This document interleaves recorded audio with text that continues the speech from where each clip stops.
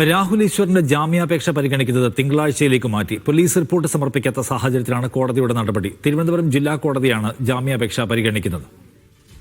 സിജോ വിജോൺ കൂടുതൽ വിവരങ്ങളുമായി. സിജോ, വിശദാംശം എന്താണ്?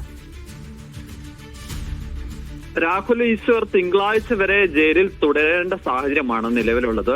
ഇന്ന് കസ്റ്റഡി കാലാവധി പൂർത്തിയായതിനെ തുടർന്ന് ACJM കോടതിയിൽ ഹാജരാക്കിയിരുന്നു. പക്ഷെ ആ ACJM കോടതി എല്ലാ ജാമ്യാപേക്ഷ പരിഗണിക്കേണ്ടിരുന്നത്. ആ കോടതി നേരത്തെ ജാമ്യാപേക്ഷ തള്ളിയതാണ്. അതിനുശേഷം ഇന്ന് ജില്ലാ കോടതിയിൽ ജാമ്യാപേക്ഷ പരിഗണിച്ചു. അപ്പോൾ ജാമ്യം ലഭിക്കുമെന്നൊരു പ്രതീക്ഷയാണ് ഉണ്ടായിരുന്നത്. കാരണം കസ്റ്റഡി കാലാവധിയൊക്കെ കഴിഞ്ഞ സാഹചര്യത്തിൽ ജാമ്യം ലഭിക്കുമെന്നാണ് കണക്കുകൂട്ടിയിരുന്നത്. പക്ഷേ ഇതുമായി ബന്ധപ്പെട്ട റിപ്പോർട്ട് പോലീസ് ഇന്ന് സമർപ്പിച്ചില്ല.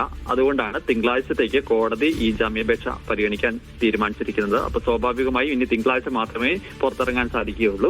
2 ദിവസം കൂടെ കഴിയുമ്പോഴത്തേക്കും രാഹുൽ ഈശ്വറിന്റെ റിമാൻഡ് കാലാവധി കഴിയും. സ്വാഭാവികമായും ജാമ്യം ലഭിക്കാത്ത സാഹചര്യത്തിൽ ആ റിമാൻഡ് എക്സ്റ്റെൻഡ് ചെയ്യാനാണ് സാധ്യതയുള്ളത്. എന്തായാലും രാഹുൽ ഇപ്പോൾ ജയിലിലായിട്ട് ഇന്നത്തേക്ക് 11 ദിവസമായി, അറസ്റ്റിലായിട്ട് 12 ദിവസമായിട്ടുണ്ട്. ഈ കേസ് ഇതുമായി രാഹുൽ മാങ്കൂട്ടത്തിലിനെ അനുകൂലിച്ച് പ്രസ്താവന നടത്തിയതിനാണ് രാഹുൽ ഈശ്വർ ജയിലിലാവുന്നത്.